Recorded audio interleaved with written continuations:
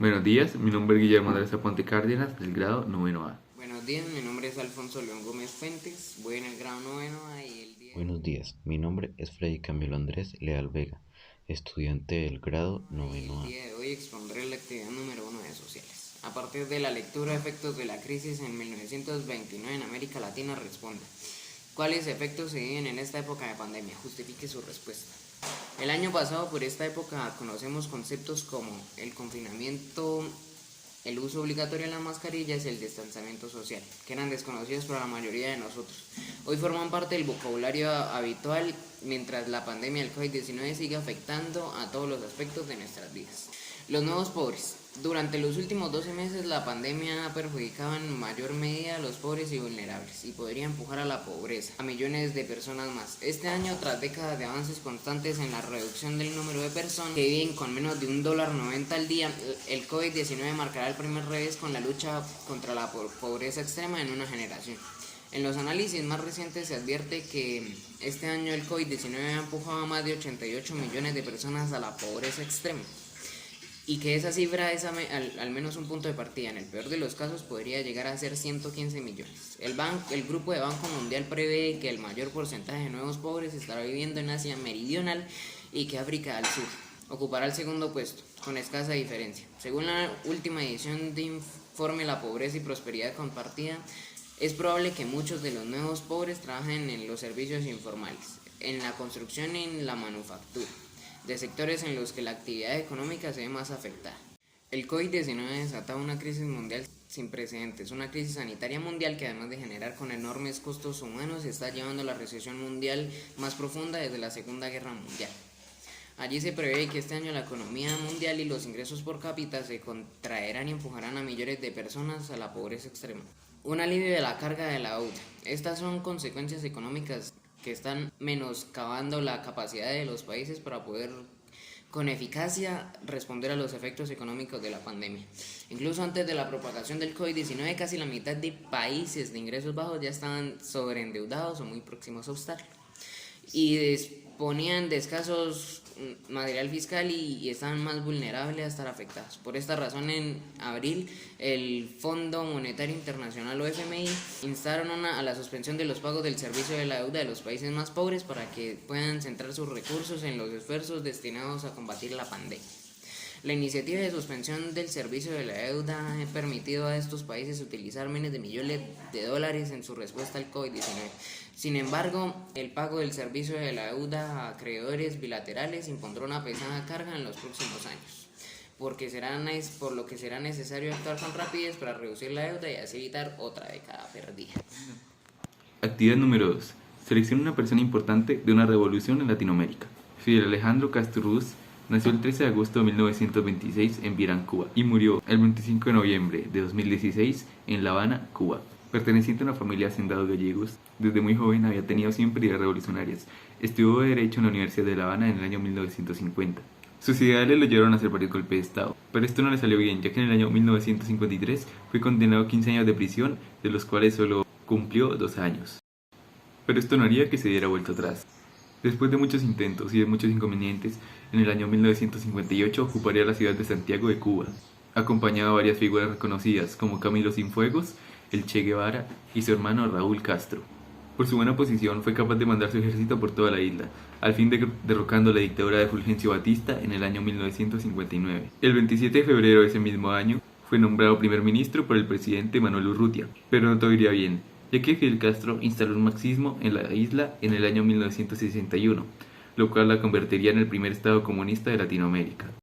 Pero también tuvo otros cargos, como por ejemplo fue presidente del Consejo de Estado en el año 1976 hasta el año 2008. También fue secretario del Partido Comunista desde el año 1965 hasta el año 2011.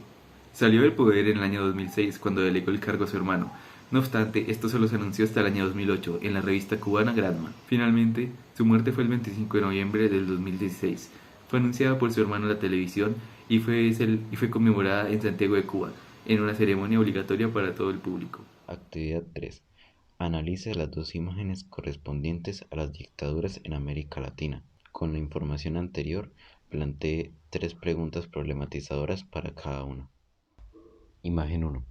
Primero, ¿Estaríamos preparados los ciudadanos para afrontar tanta violencia? Probablemente la población no esté preparada para afrontar tanta violencia, lo cual generaría el miedo. Segundo, ¿cómo se manifestará la dictadura en el futuro? La dictadura en el futuro probablemente se manifestará desde la propia democracia, haciendo proyectos de ley para que un gobernante tenga más poder, pero sin ser directamente un dictador. Tercero, ¿por qué es peligroso viendo al futuro un golpe de Estado? Aunque en la actualidad se invierte una gran parte de los presupuestos en ejército, en el futuro probablemente por la paz se reduzca esto, por lo que un golpe de Estado bien planeado puede ser letal. Imagen 2. Primero, ¿cree que en el gobierno del país hayan personas que quieran establecer dictadura? Lo más probable es que haya muchas personas que quieran establecer una dictadura. Segundo, ¿qué implica que un dictador llegue al mandato de un país?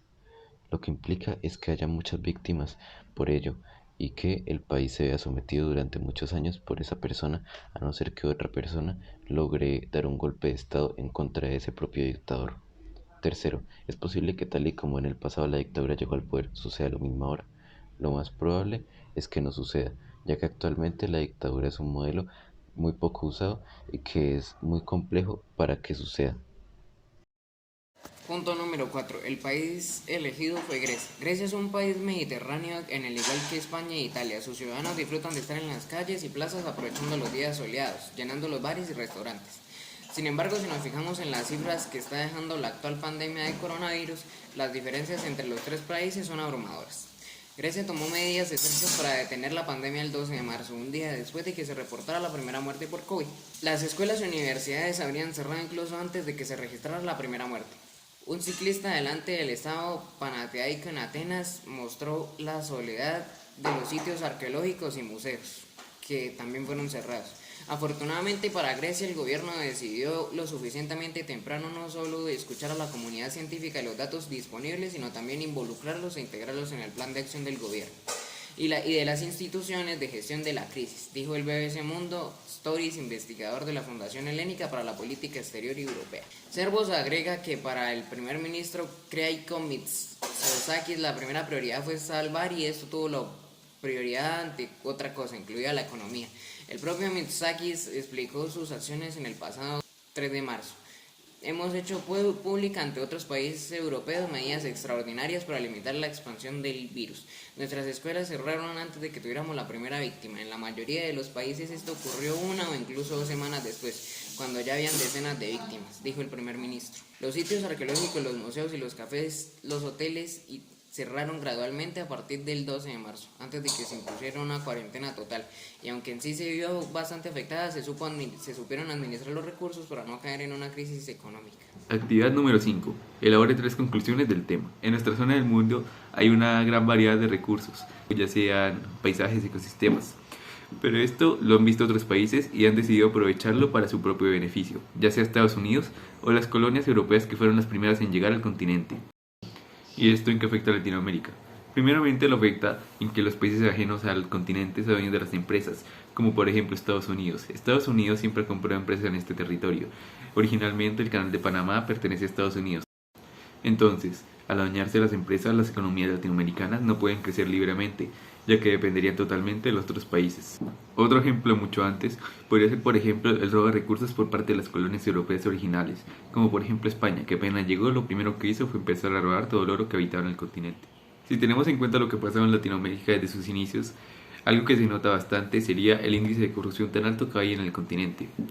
Por ejemplo, todas las dictaduras que han surgido en los últimos tiempos por parte del socialismo o por parte de otros motivos personales de los dictadores. Y tantas injusticias, lo único que hacen es generar más pobreza y con ello menos desarrollo. Latinoamérica es uno de los lugares más biodiversos del mundo. Cuenta con la selva del Amazonas, numerosas montañas, numerosos ríos, además de numerosos climas. ¿Y esto qué le permite? Esto le permite tener una gran variedad de recursos. Y los recursos que tiene se pueden aprovechar por ellos mismos. Para esto se tiene que concientizar a la gente y que haya gente de bien al poder. Esto puede hacer que, al fin y al cabo, el continente se pueda aprovechar como se lo merece. Actividad 6. Autoevaluación. El trabajo ha resultado ser de utilidad, ya que para nosotros los estudiantes es de gran importancia aprender todos estos contenidos. Y citando una frase del filósofo y escritor Jorge Santayana, quien no conoce su historia está condenado a repetirla. No se han encontrado dificultades relevantes, ya que al momento de realizar el trabajo se han dividido las actividades entre los estudiantes del grupo. Como sugerencia, se debería ampliar un poco la duración del video, ya que de esta forma se podría abarcar mejor el tema del cual se habla.